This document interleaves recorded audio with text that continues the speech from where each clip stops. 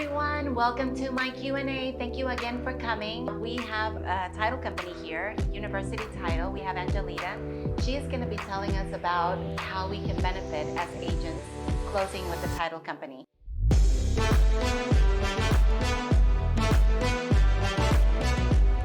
So, hi Angelita, tell us a little bit about yourself before we actually get started. So, hello, my name is Angelita. I'm with University Title, and I've been in the business for about 25 years. I started off as a marketing rep and then as an assistant, and now I'm an escrow officer. I'm a bilingual escrow officer. I speak fluent Spanish, and I can read it and write it, and I can do an awesome closing in Spanish as well. So, just here with Elda, and I want to talk a little bit about commitments and policies and why it's important to have it.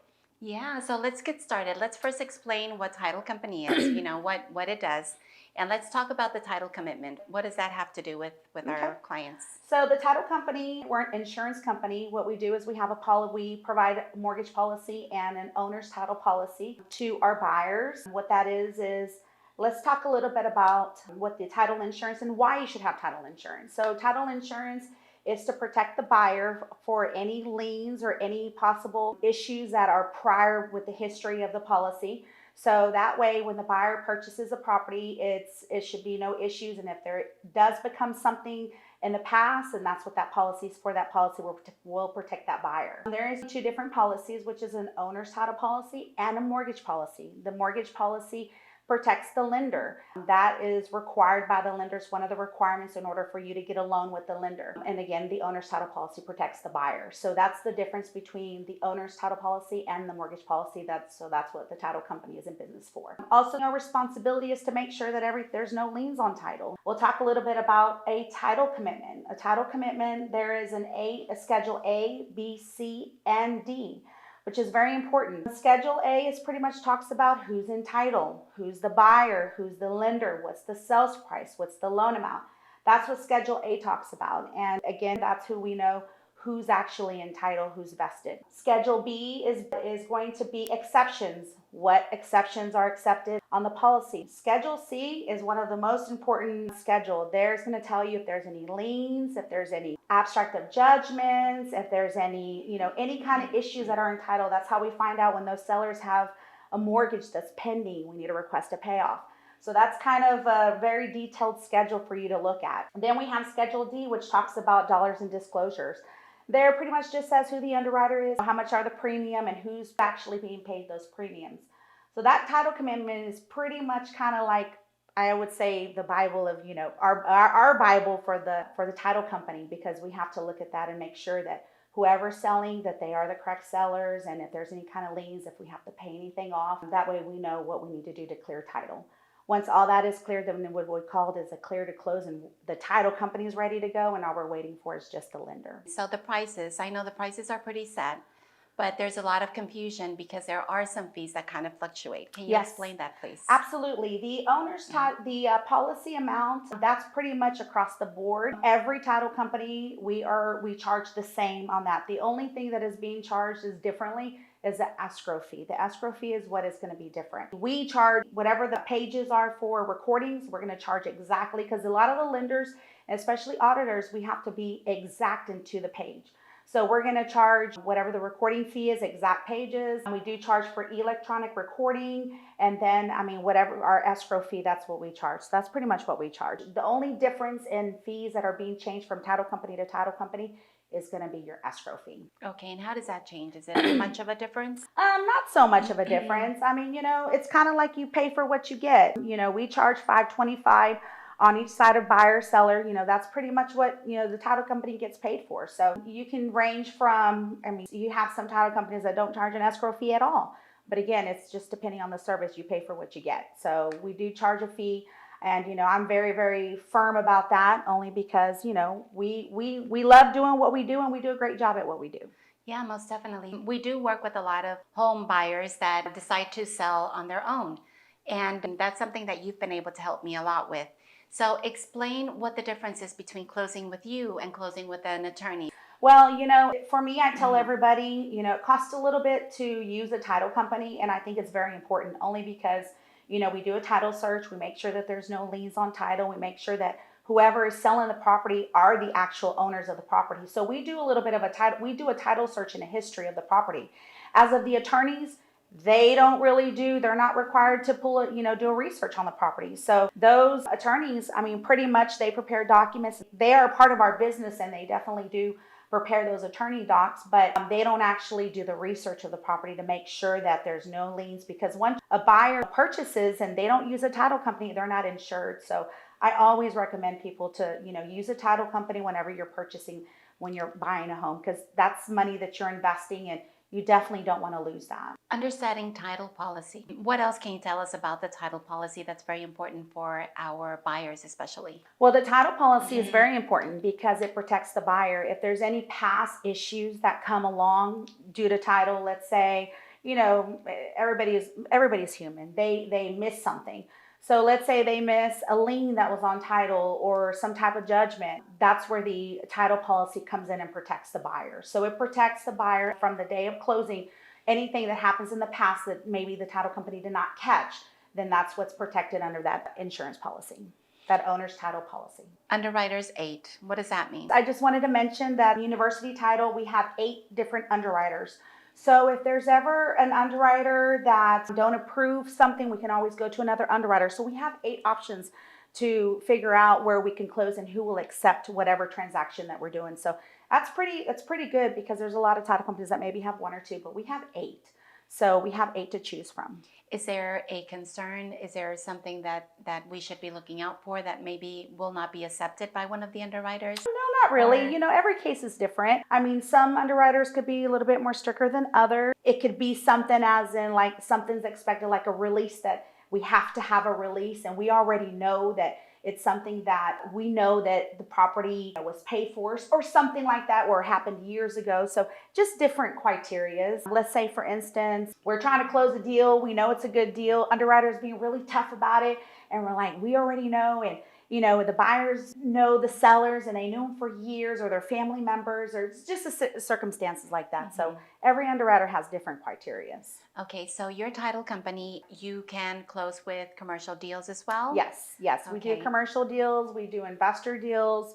Yes, we can pretty much close anything. And how does that differ from commercial to residential? The difference is the contracts. The contracts are different. There's a feasible period on the commercials, and it's longer, and there's more attorneys involved depending on the deal. I mean, that's pretty much the difference, but everything as of going into underwriting is pretty much the same. Okay, I do have a question, because often when I've closed, depending on the title company, there are certain title escrow officers that will not explain. And so I love closing with you because you explain every single page, that my client normally has to sign, whether it's the seller or the buyer. But is it a rule that you as an escrow officer have to explain? I mean, well, I will say this. A lot of those documents are attorney documents, and we're not attorneys. We're really not supposed to sit there and explain those documents. But I mean, I do it only because the buyers, is their first, their first property that they close at, their biggest investment they're ever going to make. So, I mean, I kind of go an extra mile just to do it so they know what they're signing up for. But a lot of those documents are legal documents, and we're not attorneys, so we're not even supposed to sit there and explain. Oh, I see. Okay, I wasn't sure, but I love that you explain it to my clients, especially to my Spanish-speaking clients, because everything is in English, and so that kind of gives them a relief when they understand a little bit of what they're signing, right? Right. Well, and a lot of those documents are documents that they've already seen through the process of the loan anyway. So a lot of it is just repetitious and final documents. So, for me, it's important that they know where their money's going, what their loan amounts are when their payments are due, what the note says, what their interest is. For me, that's an important thing, because I feel like as long as you know what you're signing up for, everything else, I mean, you've seen it again already. So that's why I like to go through it in detail. Another thing that you have helped me with is mobile notary. So does your company do mobile notary? And is that very common? Yes, it is. Is there a fee for that? Yes, there is. There is a fee. We charge about $125 to $150 depending on what the notary charges us. So that's about what the fee is. Okay, but yes, we do a lot of notaries, so we do accommodate clients with that as well. Okay. Your offices, how many offices do you have here in Houston? Actually, we have about 5 offices. We have one in Clear Lake, which that's the office that I'm at, Hempstead, Spring, Sugar Land, and the Woodlands. Okay, awesome. And you are spread out in Texas, is that correct? Okay. Yes. Okay, this is a very tough subject, but it's very common right now, Mhm. especially because of the market. The subject twos. Tell us a little bit about the subject twos. How do they work? What do we need? You So know. the subject twos are what is also known as wraparounds. Okay. I did a little bit of research as to it yesterday too to get in detail, but different underwriters have different criteria. One thing that I did come across was that there's disclosures that need to be disclosed to the buyer and the seller. Of course, on these wraparounds, the current lender that has the loan is not notified, but there is definitely which is called a wrap mortgage disclosure that should be executed 7 days before closing. That disclosure, I mean, I've kind of did a little bit of research and kind of looked into it. And I mean, they emphasize that disclosure. And I even did a seminar yesterday, believe it or not, about it, only because I said, let me get myself familiar with it. And they talked about that underwriters like, we want it signed, we want it notarized, we want it recorded. They want it on file. So it's a really big deal. I went to go look for it as well. They even have it, they have it in English and they have it in Spanish. So I do have a website that you can go and get that. But that disclosure is a really big disclosure, very, very important. Also, the underwriters, depending on who's going to underwrite it, is going to tell you what documents they require for them to do the closing. So I mean, it's a pretty risky loan to do, but it is definitely doable. I do know that there are some title companies that do not do it, period. That is correct. They don't do Okay. it. Yeah. And yeah. so it's probably because of the risk. Yes. Okay. Yes. Yes. So is there a risk? Is there a risk, for example, if the mortgage finds out, is there a risk that this can be? I mean, it could be. I've kind of seen it. I kind of saw on one of the underwriters, they were talking about it. They haven't seen that the lenders, go and do the due and payable, but the clause is there and they're able to do it if they want to. So, I mean, it's kind of, it's a risk. It's definitely a big risk. I mean, we can't really sit here and say, it will happen and it will not happen because real estate changes all the time and rules and laws change all the time. So it's definitely a big risk for the buyer, for sure. I do know that it became a little bit worse. The risk was a little bit worse right after COVID because everybody in the world had a 3.5 or a 3% interest rate. And so they were actually purchasing those homes and just reselling them, doing a subject twos.